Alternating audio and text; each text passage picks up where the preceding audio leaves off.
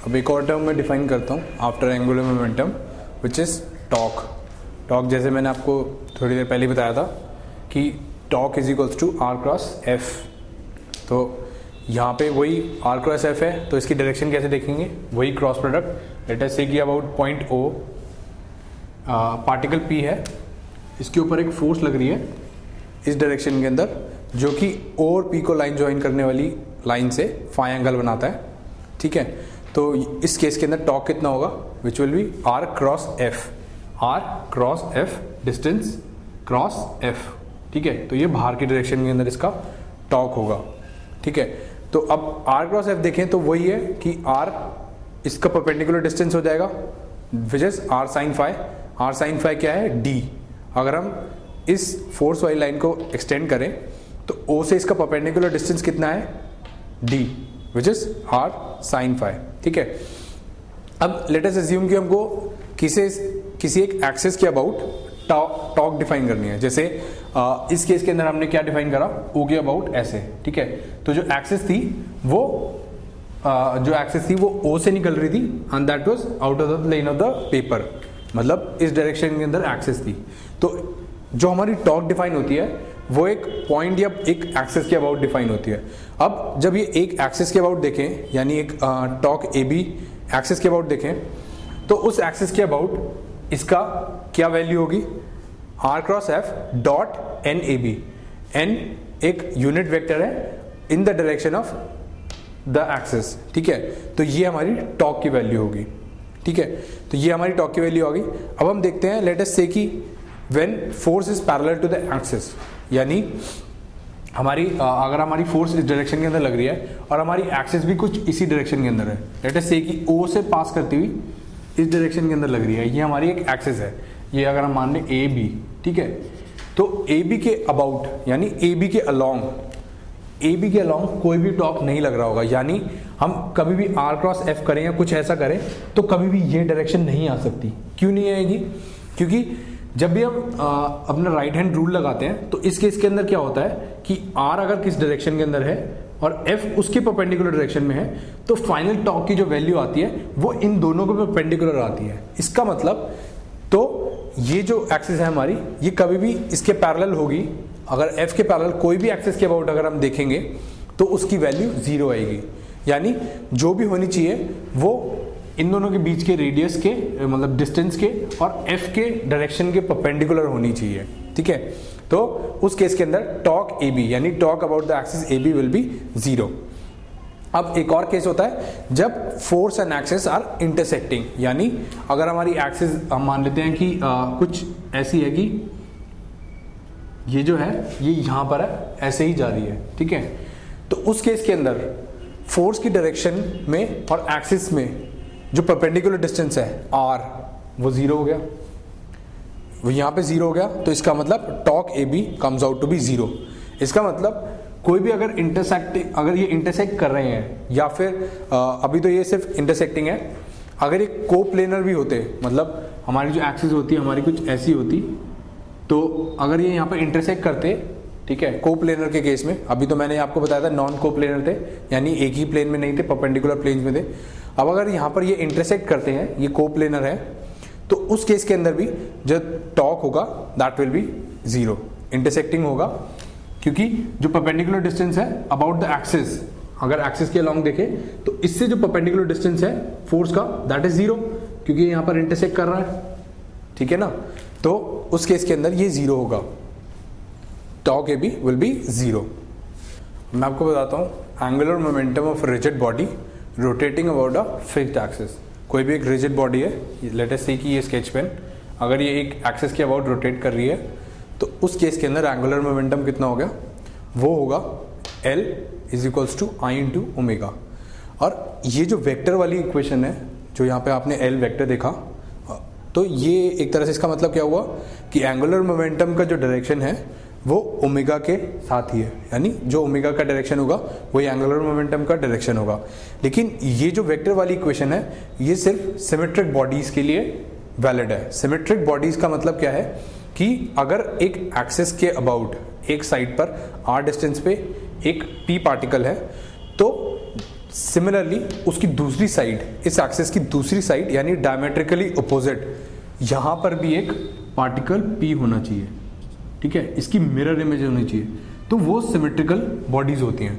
तो ये जो डायरेक्शन वाली चीज है ये सिर्फ सिमेट्रिक बॉडीज के लिए है, वरना जो हमारा जनरल केस होता है ये ऑलवेज ये L is equals to I omega true होता है, लेकिन स्केलर फॉर्म के अंदर, not in the vector form. अब मैं आपको बताता हूँ कि ये टर्म आई कैसे है।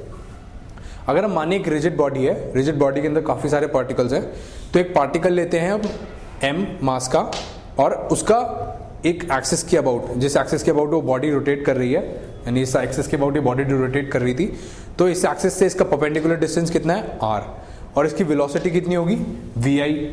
अब ये जो r और vi है ये दोनों परपेंडिकुलर होंगे, तो इसलिए हमको यहाँ पे कोई भी साइन थीटा या कुछ नहीं लिखना पड़ा, तो दीज आर बोथ परपेंडिकुलर्स। तो क्योंकि जब हम एक एक्सिस के अबाउट रोटेट करते हैं तो कोई भी पार्टिकल, इसकी वेलोसिटी कितनी है, ये डिस्टेंस है इसका, और इसकी वेलोसिटी कितनी होगी इस डायरेक्शन के अंदर, तो दोनों पार्टिकल परपेंडिकुलर हो गए। अब वेलोसिटी कितनी होती है किसी भी पार्टिकल की, which will be R I into omega, okay, omega body की ओमेगा है, तो यहां पर हमने डाला तो क्या आया, summation of M I R I square into omega, ये हो गया हमारा टोटल बॉडी का एंगुलर मोमेंटम टोटल, ठीक है। अब यहां से क्योंकि ओमेगा सारे पार्टिकल्स के लिए सेम है, तो ओमेगा हम बाहर निकाल लेते हैं, और ये अलग अलग पार्टिकल्स का समेशन है, which is M I R I omega square, R I square, okay. अब ये जो हमारी टर्म है summation of this M I R I square, इसको हमने लिख दिया था moment of inertia, which is I, ठीक है, इसको हमने इससे डिनोट कर देते हैं। तो ये जो चीज होती है summation of M I into R I square, यानी mass of the particle into the distance of the particle from the axis of rotation का स्क्वायर, इन दोनों का multiplication, that is the moment of inertia of a particle और of a body, ठीक है। तो ये होता है हमारा I omega. So angular momentum will be I omega, और स्केलर फॉर्म के अंदर it will be always true. मैं आपको कैलकुलेट करना सिखाता हूँ angular momentum of a rigid body. अब यहाँ जो मैं निकालूंगा that will be angular momentum of a rigid body with respect to the O, with respect to O. तो अब अगर हम यहाँ पे वेक्टर डायग्राम बनाएं और ये एक रिजिड बॉडी माने और ये इसका सेंटर ऑफ मास माने, ठीक है, मैंने आपको पहले ही बताया था कोई भी रिजिड बॉडी होती है, अगर हमको उसको देखना होता है तो हम उसके एक सेंटर ऑफ मास को एक पॉइंट बनाकर तब हम कैलकुलेट करते हैं, ठीक है। लेकिन अब इस केस के अंदर हम क्या करते हैं कि कोई भी एक पार्टिकल ले लेते हैं आई, ठीक है, उसका डिस्टेंस सेंटर ऑफ मास से कितना है आर आई डैश, और ओ पॉइंट से सेंटर ऑफ मास का कितना डिस्टेंस है आर सी एम, और फाइनली ओ से इस पॉइंट पी का या आई का कितना है आर आई, ओके।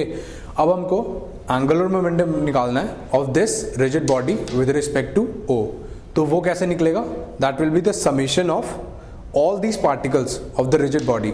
ये तो एक पार्टिकल था, ऐसे बहुत सारे पार्टिकल्स हैं, तो summation of the angular momentum of all these body of the all these particle with respect to the O, ठीक है। तो विद रिस्पेक्ट टू ओ इस पार्टिकल की आर आई है into M I into V I, V I is velocity है of this particle with respect to O. अब ये कितना हुआ, क्योंकि आर आई हमारा वेक्टर फॉर्म में अगर हम देखें तो R I will be equals to R I dash plus R C M, okay. Similarly V I will be equals to velocity of this particle, and vector form will be V I dash जो is with respect to C M है plus V C M plus the velocity of centre of mass with respect to O. अब हम इसका cross product करें अगर, तो यहाँ पर क्या आएगा, पहले तो एक तो ये वाली टर्म आएगी R I will be multiplied with the V I dash, okay, R I dash will be multiplied with V I dash. तो पहली टर्म आई हमारी summation of R I dash into M I into V I dash, okay. After that R C M हमारा multiply होगा V I dash से, ठीक है। तो that is R C M into, क्योंकि आर सी एम जो है that is the distance of the centre of मास, सारे पार्टिकल्स के लिए सेम है, तो एक तरह से ये कॉमन है सारे पार्टिकल्स के लिए, तो ये हमने समेशन से बाहर निकाल लिया, ओके। समेशन से बाहर निकालकर हमने क्या करा, यहाँ पे क्या बचा, summation of M I into V I dash. अब क्योंकि ये एक रिजिड बॉडी है, ठीक है, रिजिड बॉडी के अंदर क्या होता है, पार्टिकल जो होते हैं, इन पार्टिकल्स का जो मोमेंटम होता है, क्योंकि अब ये रिजिड बॉडी है और M I into V I dash into M I क्या हुआ हमारा momentum, that is the linear momentum of the particles with respect to the centre of mass हुआ ये। अब इनका जो समेशन होता है, क्योंकि एक रिजिड बॉडी है, रिजिड बॉडी यानी कुछ ऐसी बॉडी जिसके अंदर कुछ मूवमेंट नहीं है, पार्टिकल्स नहीं है, तो उनका जो एंगुलर मोमेंटम होता है, उनका जो नेट सम होता है वो जीरो होता है। ये मैंने आपको पहले भी बताया था, अगर आप पहले देखें तो ये जो चीज़ होगी M I in summation of M I into V I dash that will be zero. तो इसका मतलब ये पूरी टर्म हो जाएगी हमारी जीरो। ये सिर्फ इसलिए है क्योंकि एक रिजिड बॉडी है। और सिमिलरली यहाँ पर अगर हम देखें तो ये क्या आएगा, अब आर आई को मल्टीप्लाई करेंगे हम वी सी एम से, so that will be summation of, क्योंकि वी सी एम यहाँ पर सबके लिए कॉमन है, जितने भी पार्टिकल्स होंगे, तो वेलोसिटी ऑफ सेंटर ऑफ मास सारे पार्टिकल्स के लिए सेम है, तो हमने इसको इस समेशन से बाहर कर लिया। तो सिमिलरली वही है summation of M I into R I dash. ये तो आता ही तब है, ये तो आपको पता है, ये जो आपको बताया था, सेंटर ऑफ मास जब कैलकुलेट करना होता है तब ये टर्म आती है। तो क्योंकि ये सेंटर ऑफ मास के अबाउट है, so this term also is zero. Okay, क्योंकि आपको पता है जब हम आर सेंटर ऑफ मास निकालते थे that was summation of M I into R I, centre of mass से divide by the total mass of the system. तो यहाँ पे ये सेंटर ऑफ मास के अबाउट है, तो ये कितना हो गया, ये भी जीरो हो गया। ओके, अब जो थर्ड टर्म आई that is R C M into summation of M I into V C M. क्योंकि वी सी एम और आर सी एम सारे पार्टिकल्स के लिए सेम है, तो यहाँ पे क्या बचा, समेशन ऑफ एम आई। अब समेशन एम आई तो क्या हो गया, total mass of the rigid body. Summation M I कितना हो गया, total mass of the rigid body. तो क्योंकि ये दोनों टर्म्स हमारी जीरो हो गई, तो फाइनली क्या बचा, summation of R I dash cross product of M I into V I dash plus R C M into M V C M. तो इसका मतलब क्या हुआ, तो हमारा जो ये आया angular momentum of the point of the rigid body about the point O, ये कितना आया, LCM, यानी the angular momentum of the rigid body with respect to the center of mass. Okay, this is the angular momentum of the rigid body with respect to the center of mass, its own center of mass, plus the angular momentum of the center of mass with respect to the point O. That is, क्योंकि RCM into VCM करेंगे तो क्या आएगा, point O के about centre of मास का कितना angular momentum है, और ये क्या आया, पूरा सेंटर ऑफ मास के अबाउट पूरी बॉडी का कितना एंगुलर मोमेंटम है। सो इन दोनों का अगर हम सम देखें, ये पूरा हमारा वेक्टर फॉर्म के अंदर होगा। वेक्टर फॉर्म के अंदर this will be the angular momentum of the rigid body with respect to the point O. तो जो अभी मैंने आपको फॉर्मूला दिखाया था, L जो होता था हमारा, L not is equals to LCM, जो हमने अभी फॉर्मूला डिराइव करा है, which is L not is equals to LCM plus LCMO। इसका यूज़ करते हुए मैं आपको एक एग्जांपल समझाता हूँ। इस एग्जांपल के अंदर क्या है कि एक डिस्क है, ठीक है, ये एक ओमेगा से रोटेट कर रही है और साइमल्टेनियसली v वेलोसिटी इसका सेंटर ऑफ मास आगे मूव कर रहा है। ओके, तो अब पॉइंट O के अबाउट हमको इसका एंगुलर मोमेंटम निकालना है।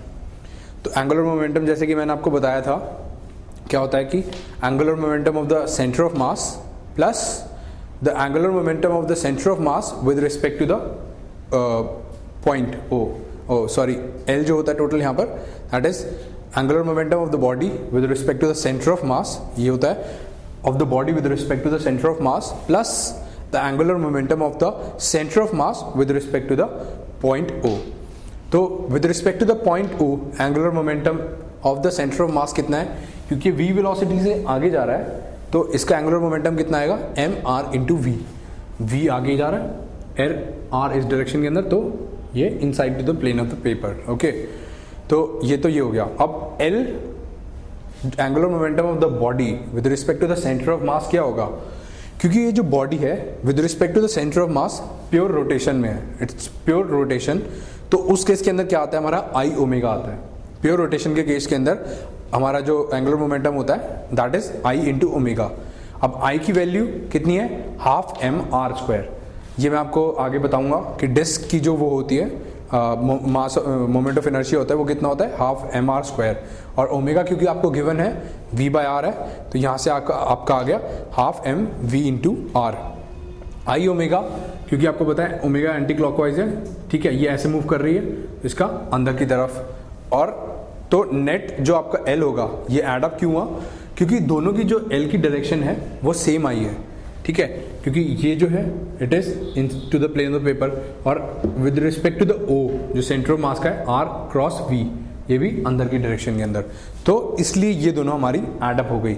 जो मैग्नीट्यूड हमने निकाला ये दोनों एडअप हो गए, तो that comes out to be 3/2 mv r। और मैं आपको